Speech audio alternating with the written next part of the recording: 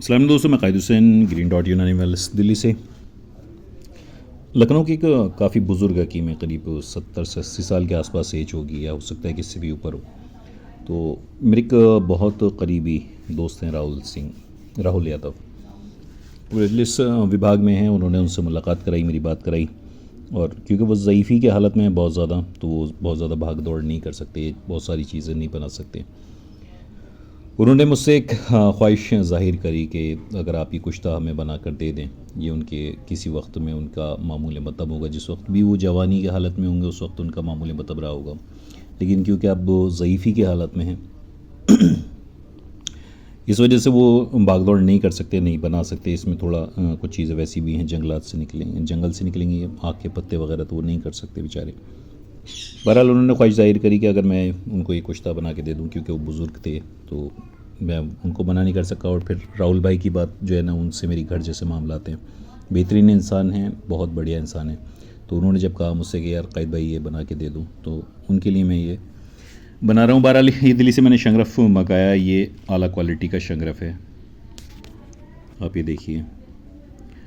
इसी में ये बहुत बेहतरीन क्वालिटी का शंगरफ होता है। ये मैंने लिया दोस्त से, और ये देखिए कितनी आराम से जो है ना इसका चूरा बन जाता है। बहुत एहतियात से लाने के बावजूद भी ये देखिए छोटे छोटे टुकड़े इसके गिरने लगते हैं।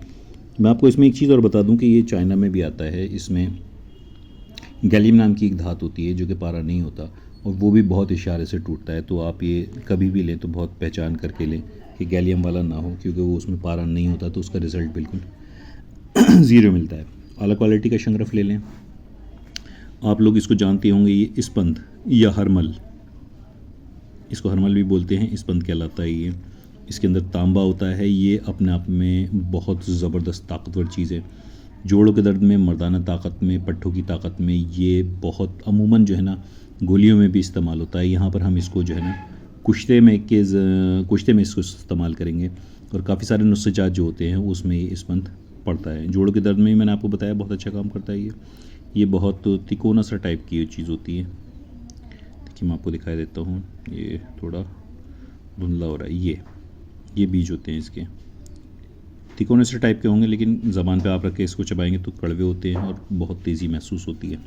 उसके अलावा हमें ज़रूरत पड़ लेगी देसी अंडों की जर्दी की। ये देसी अंडे मैंने निकलवाया, हालांकि देसी अंडा बड़ा मुश्किल से मिल रहा है इस वक्त। मुर्गियाँ जो है ना फार्मी ज़्यादा हैं, देसी अंडे नहीं मिलते, तो ये जर्दियाँ हैं।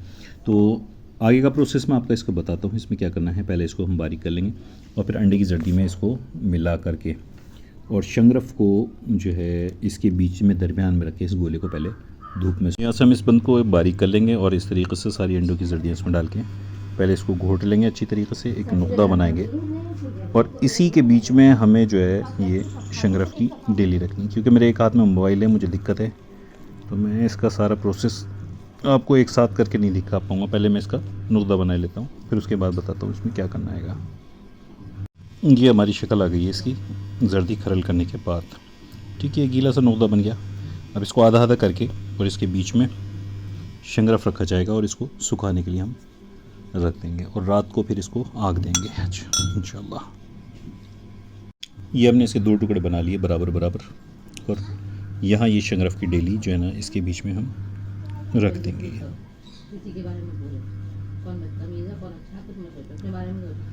ठीक, और ऊपर से ये दूसरा गोला इसके ऊपर बिठा देंगे, और इसको दबा के अच्छी तरीके से एक गोला इसका बना लिया जाएगा। क्योंकि मुझे दोनों हाथों की ज़रूरत पड़ेगी, इसलिए मैं यहाँ से वीडियो ऑफ कर रहा हूँ। फिर आगे दिखाऊंगा आपको इसको किस तरीके से बनेगा। ये हमारा गोला बन के तैयार चारों तरफ से।